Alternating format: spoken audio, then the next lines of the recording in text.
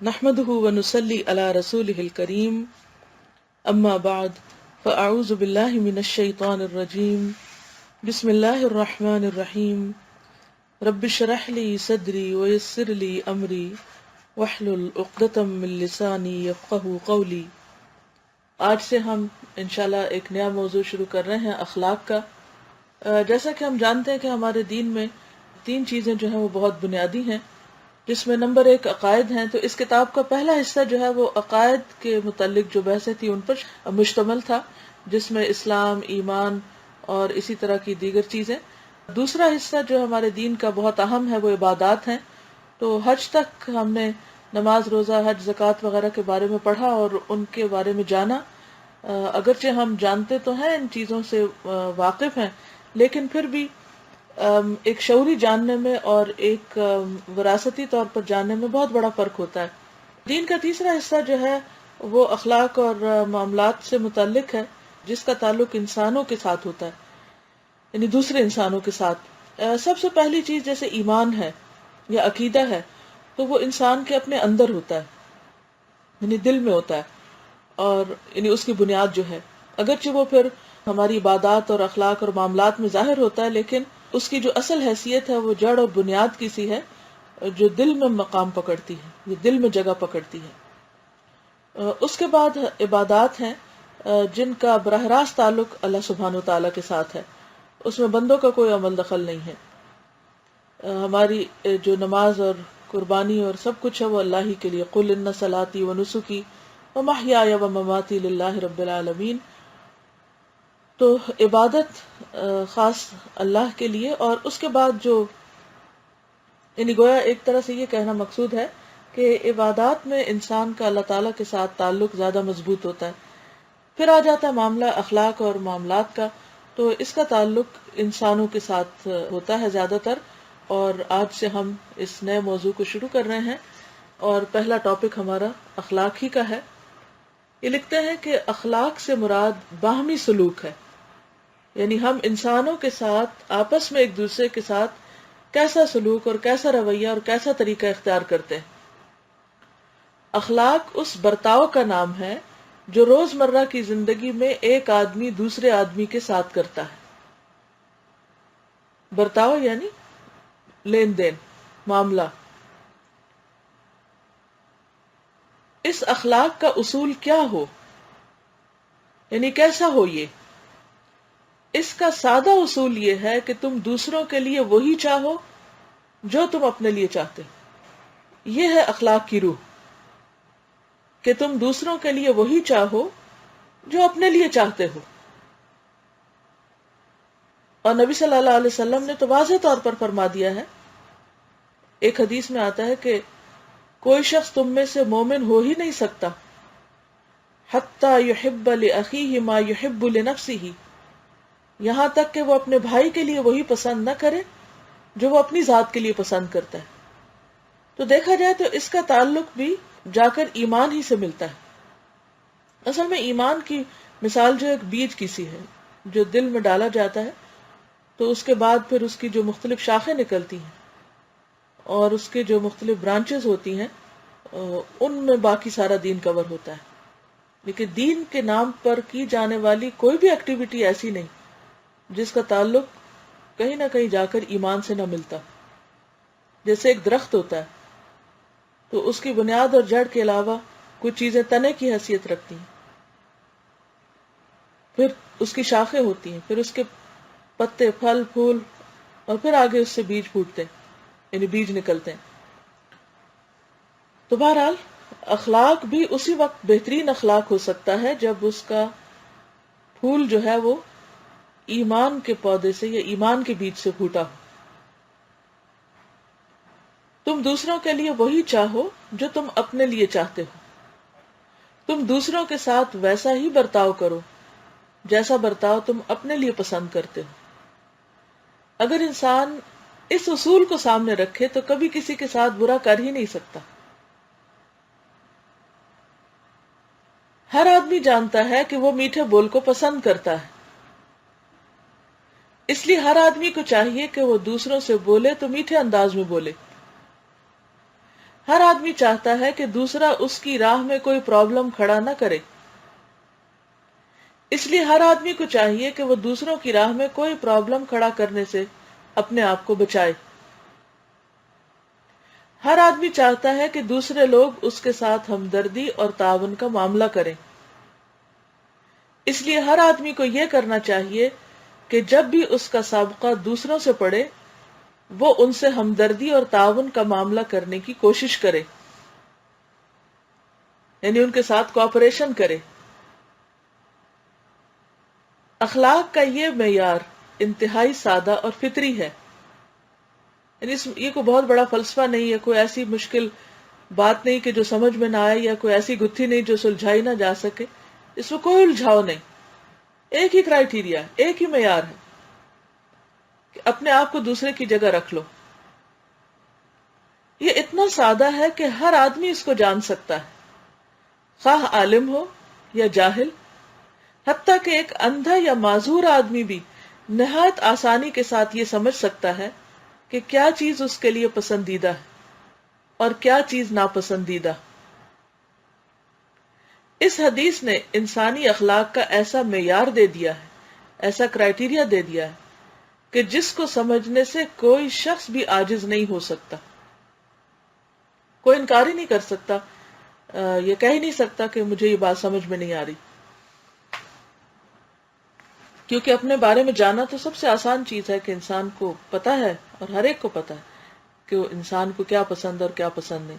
قرآن پاک میں تو بل الانسان علی نفسہ بصیرہ ولو القی معاذیرہ، بلکہ انسان اپنے آپ سے خوب آگاہ ہے، اپنے آپ کو خوب دیکھتا ہے، بصیرہ، ولو القی معاذیرہ، خواہ وہ کتنی ہی معذرتیں پیش کرے، کتنے بھی ایکسکیوز تراشے، ڈھونڈے، بہانے کرے، لیکن وہ اپنے آپ کو جانتا ہے۔ تو کہتے ہیں کہ اس حدیث نے انسانی اخلاق کا ایسا معیار دے دیا ہے جس کو سمجھنے سے کوئی شخص بھی عاجز نہیں ہو سکتا۔ اس طرح اسلام نے ہر آدمی کو اس کے اپنے ذاتی تجربے کی روشنی میں، یعنی پرسنل ایکسپیرینس کی روشنی میں یہ بتا دیا کہ وہ لوگوں سے معاملہ کرنے میں کس قسم کا سلوک کرے اور کس قسم کا سلوک نہ کرے، یعنی کیا کرے اور کیا نہ کرے۔ حدیث میں ہے کہ لوگوں میں سب سے اچھا وہ ہے جس کا اخلاق سب سے اچھا ہو۔ اس کے مطابق اچھا انسان بننا کوئی پر اسرار معاملہ نہیں۔ اس کا سادہ فارمولہ یہ ہے کہ آدمی اپنے آپ کو دوہرے معیار سے بچا لے۔ دوہرا معیار کیا ہے؟ ڈبل سٹینڈرڈ، کہ اپنے لیے کچھ اور چاہے اور دوسرے کے لیے کچھ اور چاہے۔ ایسا کرنے کے بعد وہ اپنے آپ اعلی انسانی اخلاق کا مالک بن جائے گا۔ تو کتنی خوبصورت ہے یہ بات کہ انسان ڈبل سٹینڈرڈ سے بچتے ہوئے دوسرے کے لیے وہی چاہے جو اپنے لیے چاہے، تو بس یہی اخلاق ہے۔ اس میں تو کوئی کنفیوژن کی بات ہی نہیں، کوئی لمبی چوڑی بحثوں کی ضرورت نہیں، کوئی بہت بڑے سبق کی ضرورت نہیں، کچھ رٹنے کی ضرورت نہیں، صرف ایک میزان ہے جو اپنے اندر انسان رکھے کہ جب بھی کسی سے بات کرے، جب بھی کسی سے معاملہ کرے، تو یہ سوچے کہ کیا میں اپنے لیے یہی پسند کرتا ہوں، یہ چیز مجھے اپنے لیے پسند ہے کہ کوئی میرے ساتھ ایسا ہی کرے۔ اور اگر یہ میزان انسان ہر وقت ساتھ رکھے، کسی سے بھی معاملہ کرے، اپنے سے بڑے سے کرے، اپنے سے چھوٹے سے کرے، اپنے برابر والے سے کرے، کسی مسلمان سے کرے، کسی نان مسلم سے کرے، کہیں پر بھی ہو، دنیا کے کسی حصے، کسی علاقے، کسی ملک میں ہو، کسی بھی جگہ پر کوئی بزنس کر رہا ہو، کسی بینک میں ہو، کسی مال میں ہو، کسی پارکنگ لاٹ میں ہو، کہیں پر ہو، اگر انسان اس معیار کو سامنے رکھے اور اس کو سامنے رکھ کے دوسرے کے ساتھ معاملہ کرے، تو آپ سمجھیں گے کہ آپ انتہائی اعلیٰ اخلاق کے مالک بن گئے، سب سے بڑی دولت آپ کے ہاتھ میں آ گئی، کیونکہ قیامت کے دن سب سے بھاری نیکی جو انسان کے ترازو میں ہوگی، میزان میں ہوگی، وہ حسن اخلاق ہے۔ اب اس کے لیے میں آپ سب کو ایک چھوٹا سا ہوم ورک دینا چاہوں گی کہ آپ اپنی پرسنل ڈائری لیجئے اور اس پر لکھیے، ایک صفحے پر لکھیے مجھے کیا پسند ہے، یا مجھے لوگوں کی کون کون سی باتیں پسند ہیں، اور دوسرے پر لکھیے کہ مجھے لوگوں کی کون کون سی باتیں پسند نہیں۔ اب آپ کہہ رہے ہوں گے کہ بات تو اپنی ہو رہی تھی تو لوگ کہاں سے آ گئے. بات یہ ہے کہ آپ کو اس انداز سے دیکھنا ہے جیسے ایک آئینے میں دیکھتے ہیں نا، تو آئینہ میں دیکھ کر آپ کو پتہ چلتا ہے کہ آپ کے اندر کیا کیا خامی ہے. تو لوگ دراصل آپ کا آئینہ ہوتے ہیں. لوگوں میں جو جو چیز آپ کو اچھی لگتی ہے آپ اسے اپنے اندر لانے کی کوشش کریں، اور لوگوں کا جو جو معاملہ اور رویہ آپ کو اچھا نہیں لگتا آپ اسے اپنے اندر سے نکال دیں. اگر آپ مثلا لکھنے جب بیٹھیں کہ کیا کیا اچھا لگتا ہے، تو جو جو چیزیں اچھی لگتی ہیں وہ چیزیں آپ اپنے اندر ڈال لیں. پھر آپ دوسرے صفحے پر لکھیں کہ آپ کو لوگوں کی کیا کیا بات اچھی نہیں لگتی، وہ ساری لکھ لیں اور وہ اپنے اندر سے نکال دیں. تو اس طرح آپ دیکھیں گے کہ آپ لوگوں کے لیے ایک خوشی کا پیغام بن جائیں گے. اخلاق سے ریلیٹڈ ایک اسٹوڈنٹ کا کمنٹ ان لکھا ہے کہ السلام علیکم، آج اخلاق کے معیار کے بارے میں پڑھا، بہت اچھا لگا. اس پر مجھے اپنی ایک بہن کی یاد آ گئی. کچھ عرصہ پہلے ویکینڈ کی لائیو کلاس میں کسی نے مجھے آئی ایم کرنے شروع کر دیے اور الہدا اور ڈاکٹر صاحبہ کے بارے میں انفارمیشن مانگی. میری ریکویسٹ پر کہ ابھی کلاس سے بعد میں بات کریں گے، اس نے سوری کہا اور کلاس کے بعد میں نے اسے فون کر کے اس کے سارے سوالوں کے جواب دیے. اس کو بہت اچھا لگا اور اس نے بتایا کہ مجھے کسی نے بتایا تھا کہ الہدا والوں سے کوئی بات کی جائے تو بہت ہمدردانہ اور تعاون والا جواب ملتا ہے. واقعی آپ نے مجھے سکون دہ جواب دیا. اس نے اگلا سوال یہ کیا کہ کیا الہدا والی اخلاقیات پر آپ کو کلاسیں دیتے ہیں؟ میں نے اس کو کہا یہی سوال میرے دل میں بھی آیا تھا جب میں نے پہلی بار کلاس میں کسی کو قرآن کی کلاس کے بارے میں پوچھا، مگر آج میں آپ کو بتا سکتی ہوں کہ یہ سب قرآن کی تعلیم ہے جس سے ہم اچھے انداز میں بات کرنے کے قابل ہوئے. اللہ تعالیٰ کا ارشاد ہے کہ مومن وہ ہے جو اپنے بھائی کے لیے وہی پسند کرے جو اپنے لیے پسند کرتا ہے.